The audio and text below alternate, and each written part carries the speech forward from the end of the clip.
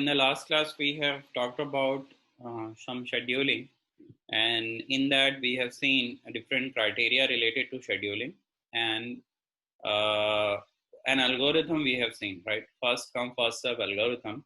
And we have talked about this first come, first serve scheduling and how it is working actually. So in today's lecture, we'll again dedicate some time to first come, first serve scheduling algorithm and try to understand their limitations and try to understand if they have some more problem or some more issues related to scheduling. So we know what are the different criteria, right? So the criteria of making any algorithm more optimal, we have to see all these things. Means CPU utilization should be more, throughput should be more, turnaround should be less, waiting time should be less, and response time also should be less. So if all these criteria are satisfied, we say that is the best algorithm that we got. Now let's talk about some more examples related to first come first serve algorithm.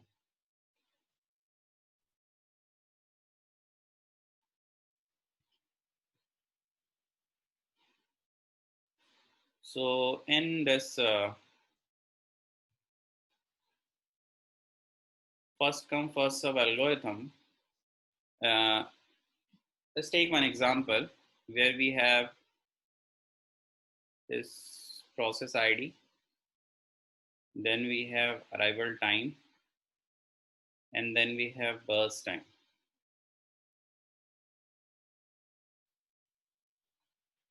Okay, let's say we have process 1 whose arrival time is 0. Let's say the burst time is 4. We have process 2 whose arrival time is, let's say, 1. Burst time is, let's say, 3. Again, process ID 3, burst time is 2, and arrival time is 1. Process 4, burst time is, let's say, 3, arrival time is, let's say, 2. Again, we have a process 5, let's say arrival time is 4, and the burst time is, let's say, 5. So assume that this is the number of processes that we are getting, and we have to see that how this first come first serve scheduling will react on these states or these problems. Okay, now what will happen here is we have to make a Gantt chart, right?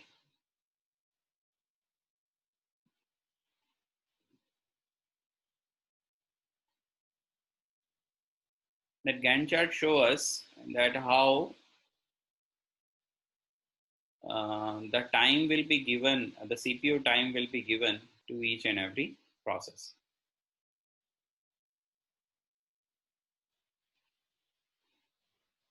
Let's say this particular chart. Now, in what happened in first come first serve? In first come first serve, we generally use a queue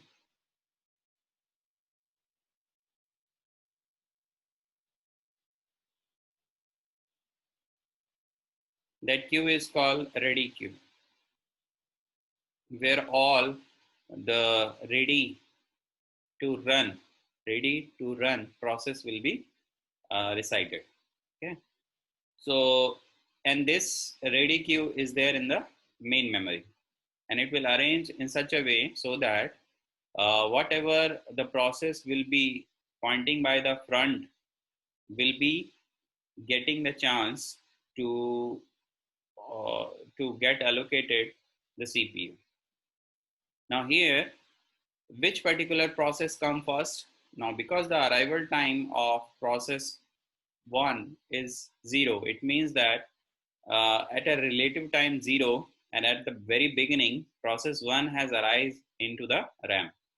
So process 1 will come first, and then arrival time of second process is 2. So after that, process 2 will be there, then process 3 will be there, then process 4 will be there, then process 5 will be there. In that way, these processes are resided inside the ready queue or inside the RAM. Now, let's see the Gantt chart. Gantt chart means the scheduler will find it out which process will go to the CPU. So which process will go to the CPU? Because which process in the front is P1. So P1 will be allocating the CPU. So P1 will come here first. Now, what is the arrival time of P1? Arrival time of P1 is 0. At relative time 0, it has arrived into the RAM, and the same time it has been allocated into the CPU. Now, what is the burst time? Burst time is 4, means from 0 to 4, the time will be taken. Yes. So this is the completion time of P1. Because we know that in the first come first serve, the transition will be from ready queue to the running queue, and from the running queue to the termination. So what is the transition? Transition will be any process which is coming from the new to the running, ready, it will go to the running, and from the running it is going to be terminated. So these are the transition of any process in first come first serve. So there is no chance that any process is running can go to the ready queue, because here it is a non-preemptive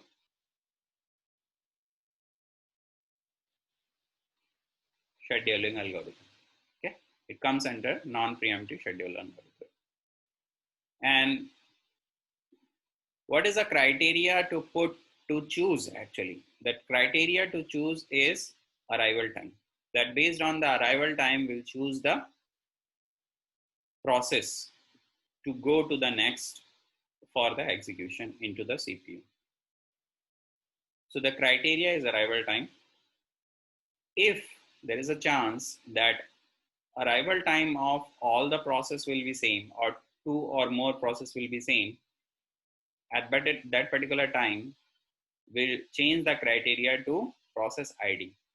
So which process has least process ID, we'll choose that. So what are the criteria we have? We have the criteria arrival time. If arrival time is same, then we'll choose the process ID. So which process ID is less, that we'll choose if the arrival time is same for most of the process, for that process only.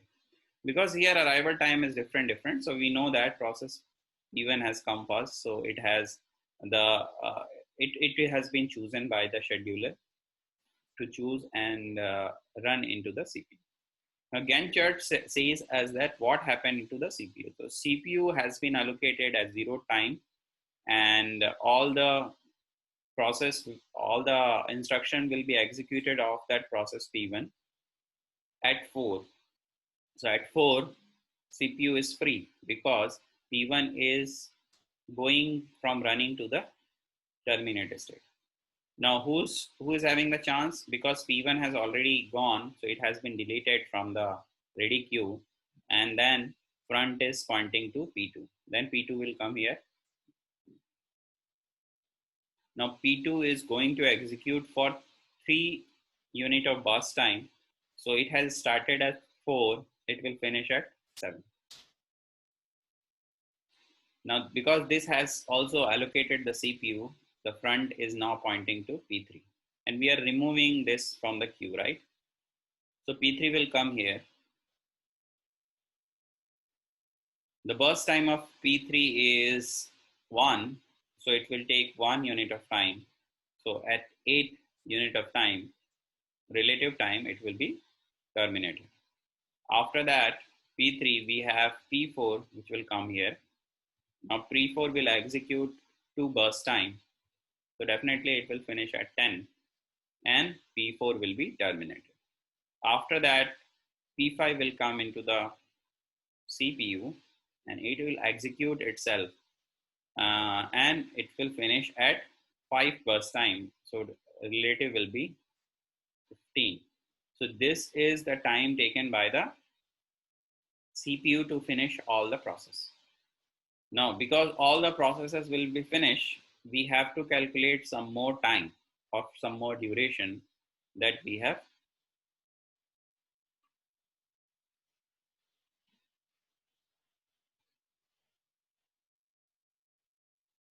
So the first time that we have to calculate here is called turnaround time. Sorry. So the first time that we are going to calculate is completion time. Now, what is the completion time of process 1? So the process 1 will be completed at 4. So 4, process 1 has been completed. Process 2 is completed at 7. Process 3 has been completed at 8. Process 4 completed at 10. And process 5 completed at 15. So this is the completion time of each process.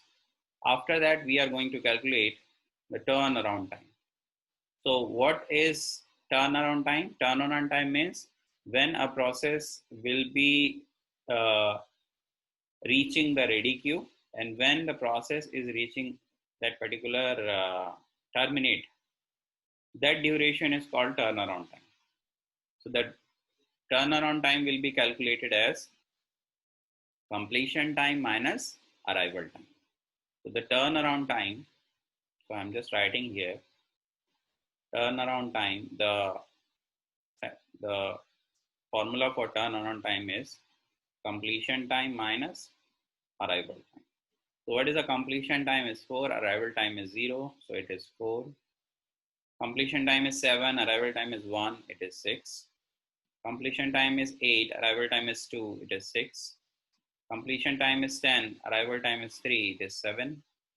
Completion time is 5, arrival time is 4, it is 11. So this is my turnaround time, total turnaround time of each and every process. Now after that, we are going to calculate another time, which is called waiting time. Okay, and let's try to understand what is waiting time. So what is waiting time? Waiting time will be nothing but turnaround time minus burst time. Turnaround time minus burst time. So what is turnaround time? It is 4. And what is burst time? It is 4. So if 4 and 4 will be minus, it will be 0. What is the turnaround time here? It is 6. Burst time is 3. It will be calculated as 3 waiting time. 6 and 1, it will be 5 waiting time. 7 and 2, it is again 5 waiting time. 11 and 5, it is again 6 waiting time. So these are the waiting time, different waiting time related to each process in first come first serve basis. If these are the processes, these are the arrival time and these are the burst time. Okay. Now we have to calculate two things. What is that? What is average turnaround time? And what is the average waiting time? So what is the average turnaround time? It will be 4 plus 6 plus 6 plus 7 plus 11 and divided by, because we have 5 processes, it will be divided by 5. Now what is the waiting time here? Average waiting time here is 0 plus 3 plus 5 plus 5 plus 6 and divided by 5 again. what is the total waiting time, average, if we'll do total turnaround time is, we have 10, then 16, 16 and 7 is 23, 23 and 11, it will be 34 divided by 5.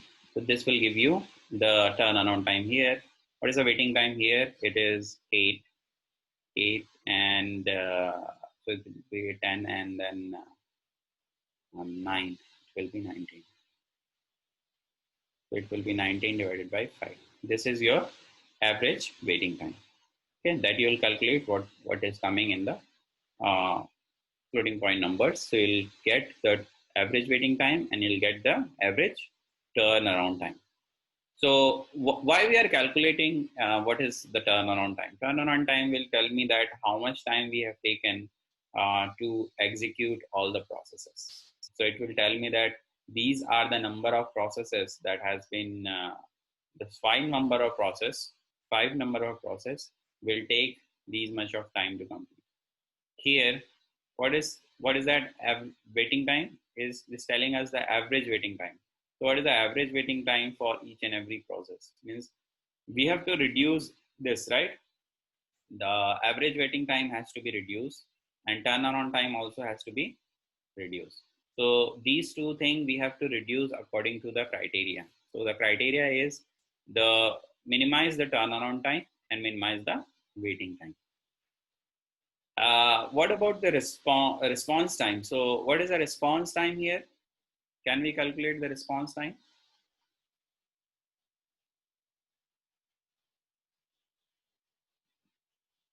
So response time here for each and every process will be the time when it gets the CPU. So here the response time here is, here it is 0.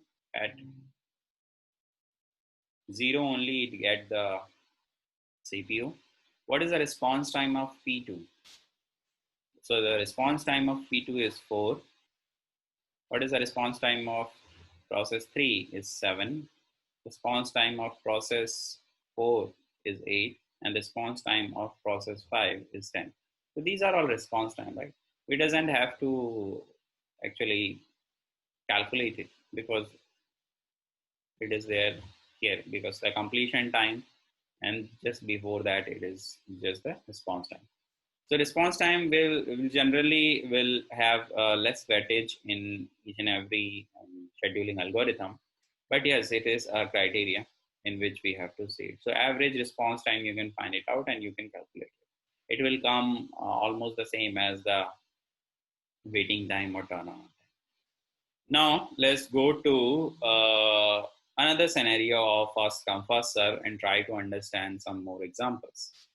Let's say we have 3 processes. So we have process ID, or in some book it is written process number, okay? And then we have arrival time, and then we have burst time.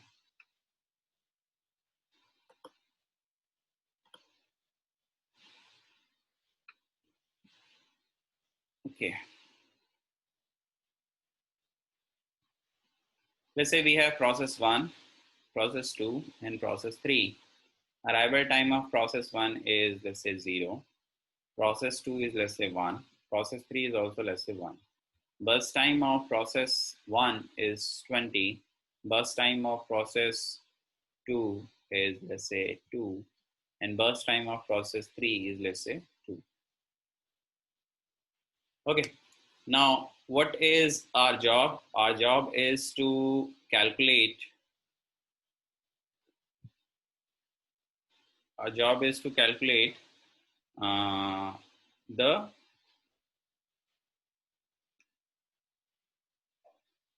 the way how they are going to execute into the CPU. So we have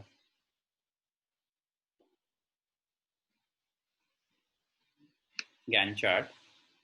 This Gantt chart will show us that how they are going to execute into the CPU. Before that, we have a ready queue. So I'll just make a ready queue.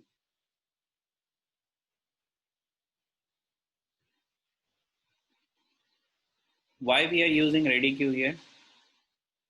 What is the reason? The reason is because we are using first come first serve.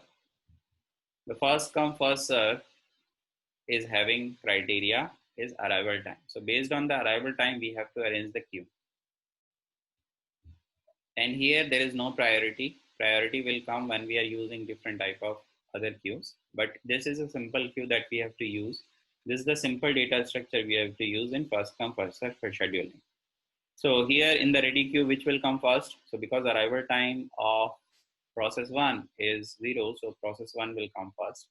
Then process 2 will come at 1, because these two having the same arrival time. So we take the second tiebreaker criteria, which is the process ID. So process ID is less for P2, so P2 will come first, and then P3 will come. So hope you get it. So in that way, we'll calculate that which particular process will go to the CPU. So we know that which process will go to the CPU. So process 1 will go to the CPU first because it is pointing by the front, and front will be pointing here. Now come to this. So P1 will come first. Arrival time is 0. Here the arrival time is, so here we are not writing anything. We just have a queue. Now come to the Gantt chart. We have arrival time is 0 here. What is the completion time? Because it is taking 20 bus time, so it should calculate at 20. All right. Now after that, P2 will come because P1 has been finished and been terminated. P2 will come here. How much time it will take? It will take 2 units of time. So it has arrived at 20. It will finish at 22. Now come to P3. How much time it will take? Again, it will take 2 units of time because the burst time is 2. So it has arrived at 22. It will be finished at 22. Okay. Now, if you see this particular Gantt chart, based on that, we'll write down some sort of timings. So what are the time we have to calculate is first time that we have to calculate is completion time. Let's see and try to calculate the completion time. The completion time of P1, what is the completion time of P1? Is 20. Completion time of P2 is 22. Completion time of P3 is 24. So these are the completion time. Let's go and calculate the turnaround time. Now what is the turnaround time? Turnaround time is nothing but completion time minus arrival time. So what is the completion time is 20. Arrival time is 0, so it will be 20. Completion time is 22. Arrival time is 1. It will be 21. Completion time is 24. Arrival time is 1, so it will be 23. So this is your turnaround time. Now let's calculate the waiting time. The formula for waiting time calculation is turnaround time minus burst time. So what is turnaround time? It's 20. Burst time is 20. It is 0. Waiting time is 0. 21. Waiting time is 22. Sorry, 21 and 2. So 19 is the waiting time. 23 and 2. It will be 21 as the waiting time. So this is how we are calculating. So what is the formula for turnaround time? Turnaround time is nothing but completion time minus arrival time. And what is the formula for waiting time? Is turnaround time minus burst time. So turnaround time minus burst time, we are calculating the waiting time. Now let's go and find out the average. Now here we'll not go to the turnaround time. Let's calculate the average waiting time. Let's forget about turnaround time. Now what is the waiting time? Waiting time is 0 plus 19 plus 21 divided by 3. So what is it? It is 40 divided by 3. So this is my average waiting time here, right? Turnaround time will be 20 plus 21 plus 23. So it will be 60. So the average turnaround time is 20 plus 21 plus 23. It will be divided by 3. It will be 64 divided by 3. Okay, so this is my average turnaround time. Now let's see a variation of this particular problem. The variation is, let's say P1 came after P2 or P3. So P1 is coming after P2 and P3. Let's make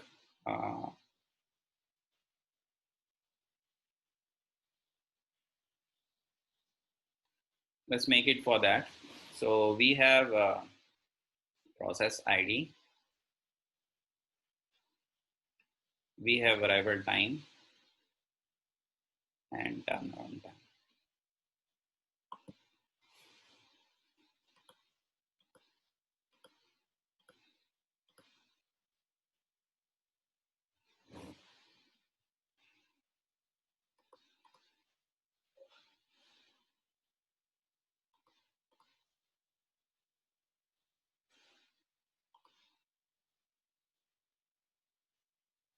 Burst time.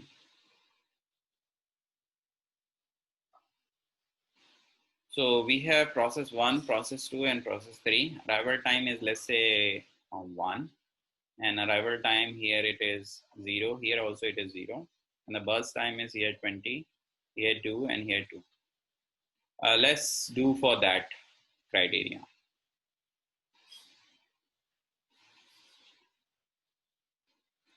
So let's draw the Gantt chart for that.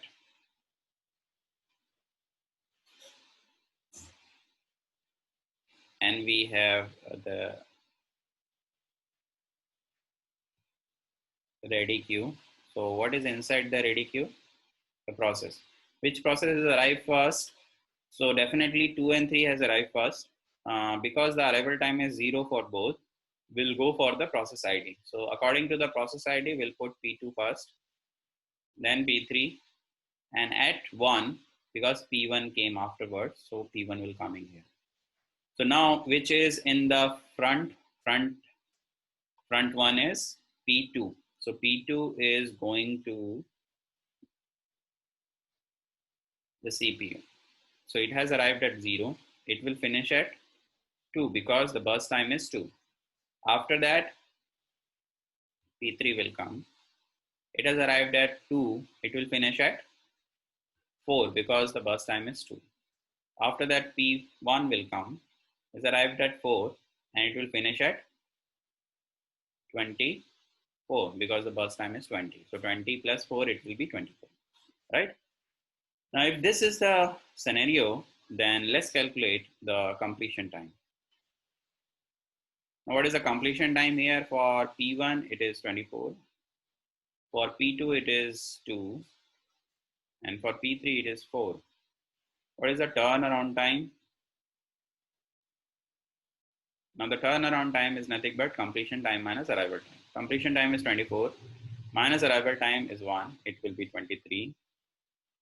Here it will be 2 minus 0. It will be 2. It will be 4 minus 0. It will be 4.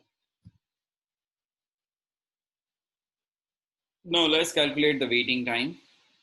So the waiting time is nothing but turnaround time minus burst time. So turnaround time is 23 minus burst time is 20. It will be 3. Here turnaround time minus waiting time, burst time is 2, and 2 minus 2 it is 0, and 4 minus 2 it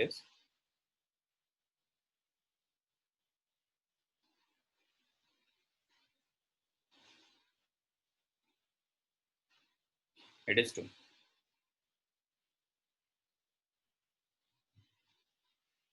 So it will be 2, 4 and 24. It is okay. And so all those calculation are okay, I think.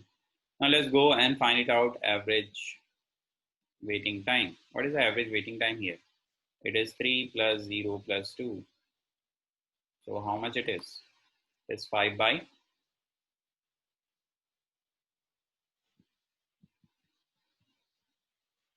3.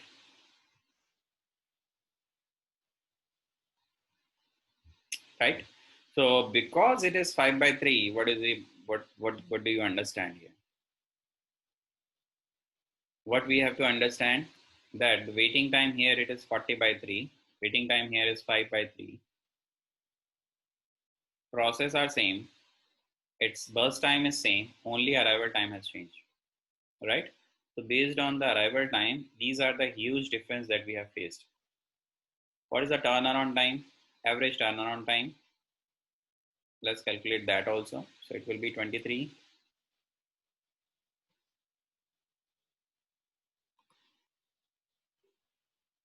Will be 23 plus 2 plus 4 divided by 3. It will be 29 divided by 3. What is the turnaround time here? Is this 64 divided by 3? It is coming 29 divided by 3. So turnaround time has also been improved. Now, these two has been improved, right? So what should be the criteria? The criteria should be not arrival time, right? Criteria should be the burst time. Means whose burst time is less will be given early chance of execution. Whose burst time is more will be given chance after the shorter processes. Now that effect that we have seen earlier, that because of this bigger process, shorter process has to be wait for a longer period of time, and the waiting time has also been improved to 19 and 21. And if you'll use the shorter process, the waiting time has been drastically reduced to 0 and 2, and the waiting time of P1 has also reduced to 3. So the conclusion is, if we have a process having the bigger burst time and bigger time to execute, so we have to give chance to the shorter processes to execute first. These type of scheduling is called shortest job first, SJF algorithm, that we'll see shortly. And that problem is called Conway effect or Conway problem. Because of this larger process, smaller process has to wait for a longer period of time. That phenomena is also called starvation. Starvation, right? Starvation means some sort of they are hungry to get into the CPU. So they are waiting for a longer period of time. Who are waiting? The shorter uh, process are waiting longer because of this large process that is there in the system. Because the arrival time of P1 is less, so definitely it will be executed by the first come first serve schedule. So that is a problem in first come first serve scheduler. What is the problem? The problem is the Conway effect problem, and because of that the shorter process will go to the starvation. Hence the waiting time and the turnaround time both are high. And what is our criteria? Our criteria is to reduce it, right? Our criteria is to reduce, to minimize turnaround time and to minimize the waiting time. But here we are not doing that. So the first come first serve is lacking in these two criteria, which is turnaround time and waiting time. Because of that, we have the improvement in the first come first serve, and the improvement is shortest job first algorithm. So that algorithm we'll see very shortly. Now let's go and try to understand some more phenomena that can occur in first come first serve. Okay. Now let's see some more examples related to first come first serve. There might be the chance that a CPU will wait or will be sitting idle for the period of time. Okay. Let's see this example. So we have process ID, we have arrival time, and we have burst time.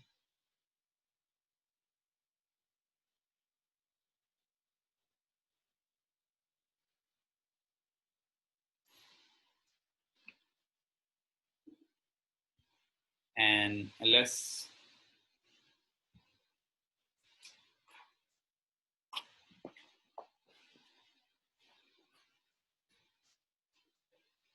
see a problem. We'll see a very small problem here where we have process ID 1, 2, and 3. Arrival time is 0. this is 3, and this is 5.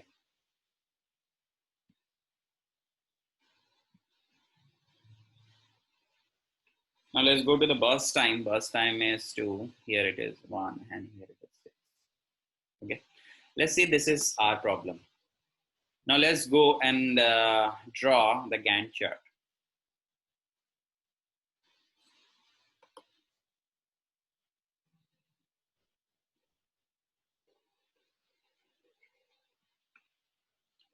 Now inside the Gantt chart,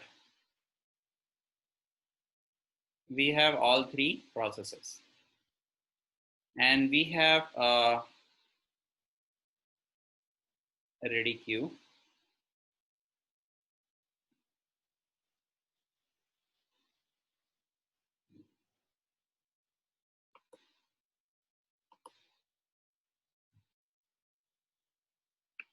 So let's draw a ready queue.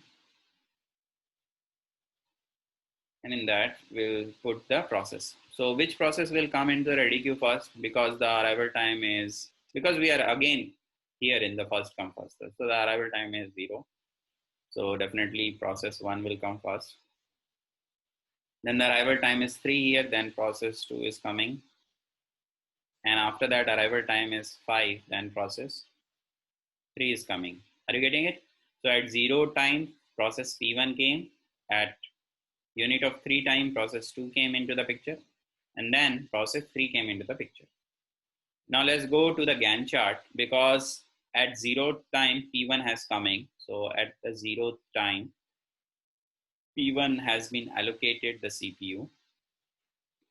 And it will execute for 2 burst time. So it will finish at 2.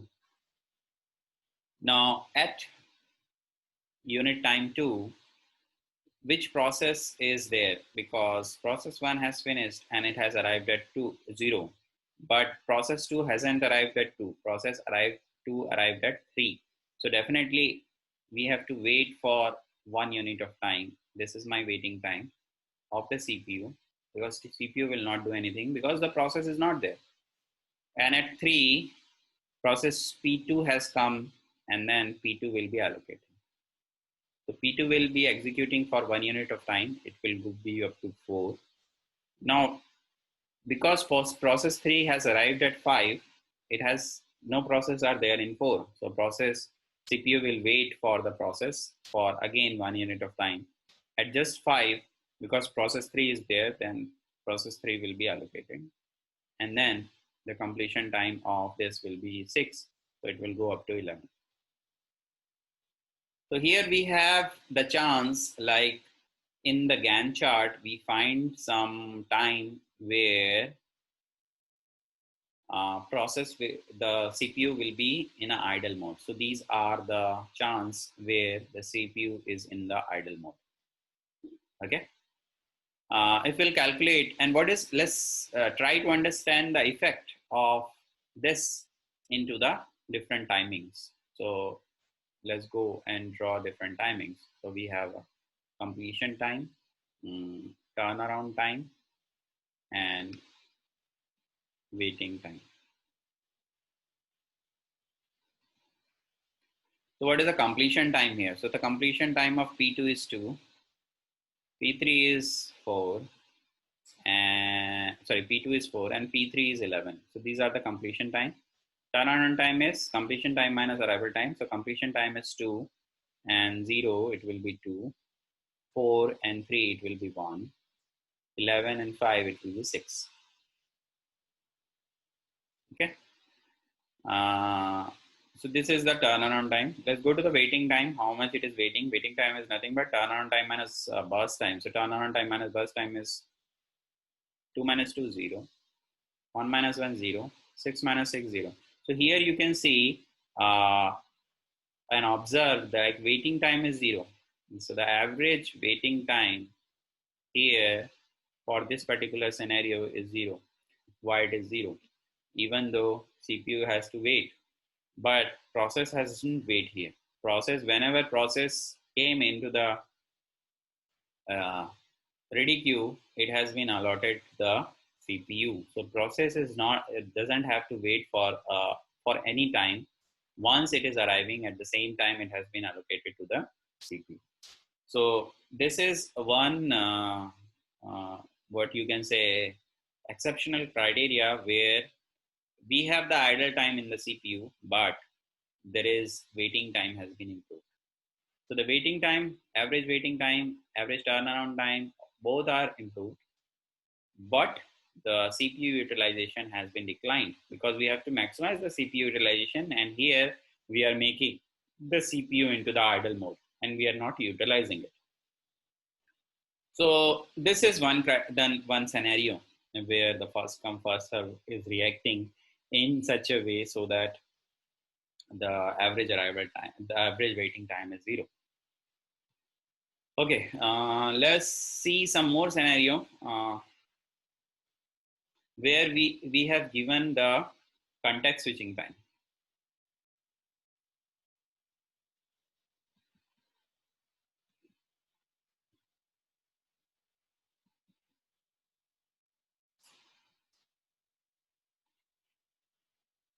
What is the context switching? Context switching, we know that when a process will be deallocating the CPU and when the process will be allocating the CPU, the process control block of a process will be saved. That is called context switching.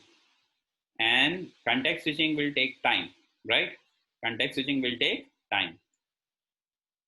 Let's say you got a context switching time along with the process ID, along with the arrival time, burst time, you are also getting context switching time. Let's say we are having an example of first come, first serve again with context switching time as 1 unit of time.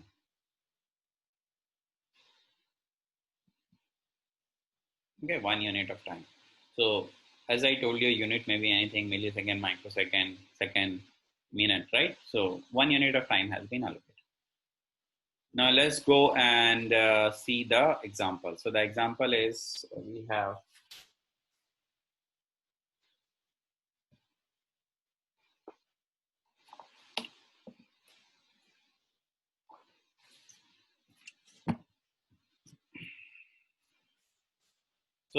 process ID as always. We have arrival time and we have burst time.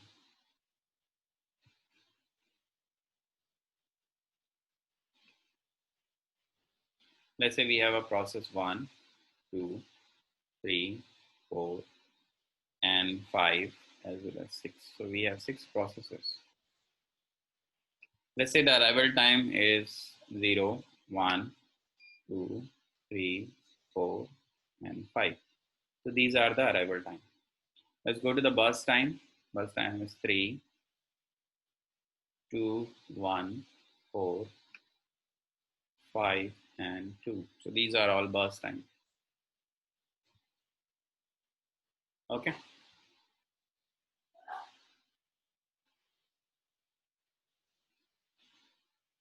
What we need to calculate the completion time,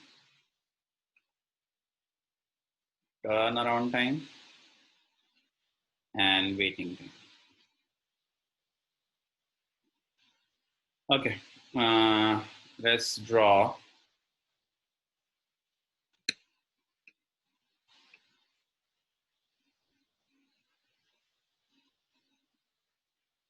the Gantt chart here. Let's go to the Gantt chart here. Right, Gantt chart.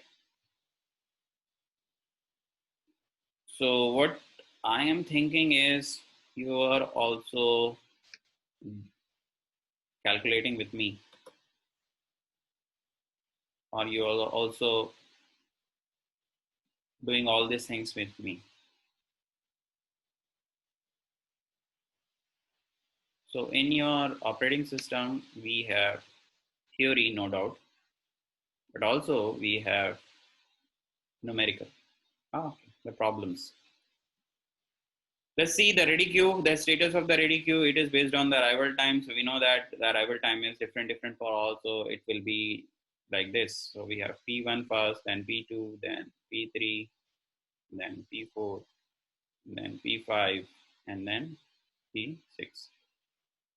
Based on that, only the first come first serve is going to work and will be picking up the process. Okay. Now in the first come first serve here, we have another thing which is given is this context switching time. So let's do that. Now, when this particular CPU is there, let's say 0th unit of time, and we have picked up P1 at 0 arrival time, but we have to add the context switching time, right? So the context switching time is 1. So at 1, P1 is coming into the CPU because before that context switching will take place, right? So this is the context switching time which is taking place. Then P1 is coming. P1 will be executing at 3 unit of time, so it will be completing at 4. After that, there is a time of context switching again. So context switching will take place for 1 unit of time, that is 5. After that, P2 will come here because P2, the arrival time is 1, so it will be already arrived here. P2 will be going to execute for 2 unit of times. It will go up to 7. Again, we have a context switching time because we are switching the process again. It will be 1 unit of time. Then P3 will come here. P3 is going to execute for how much time? 1 unit of time. So it will be 9. Now after that, again, context switching will be taking place for another unit of time. After that, P4 will be given the chance to execute into the CPU, and it is 4 burst times. It will go up to 14. And again, we have a context switching time, which will be 15. Then again, P5 will come here and it will execute for 5 unit of time. It will be completing at 20. Then we have again context switching time. It will be 21. At that particular time, P6 has come into the CPU and will execute 2 unit of time and it will be finished at 23. So you see the completion time has been increased, the waiting time has been increased. Why? Because the context switching time. So the context switching time is nothing but the time a process will be saving its process control block, the PCB, and that is the time when a process will switch to CPU or switching out from the CPU. So here in this case, it is switching into the CPU. It is not switching out from the CPU. There is a scenario where the process has to be switched out from the CPU. That is a non-preemptive preemptive scheduling, because we are learning here non-preemptive scheduling, so we are not bothering about that. Now let's go to the completion time. What is the completion time of P1? It is 4. Completion time of P2, it is 7. Completion time of P3, it is 9. P4, it is 14. P5, it is 20. And P6, it is 23. Turnaround time is completion time minus arrival time, it is 4. 7 minus 1 is 6. 9 minus 2 is 7. 14 minus 3 is 11. 20 minus 4 is 16. And 23 minus 5 will be 18. What is the waiting time, turnaround time minus burst time? So it will be 1. 6 minus 2 is 4. 7 minus 1 is 6. 11 minus 4 is 7. 16 minus 5 is 11. And 18 minus 2 is 16. This is my waiting time. This is my arrival time. You can calculate the average waiting time. And you can calculate the average turnaround time. Okay, both can be calculated. The average waiting time is 1 plus 4 plus 6 plus 7 plus 11 plus 16. There is some problem.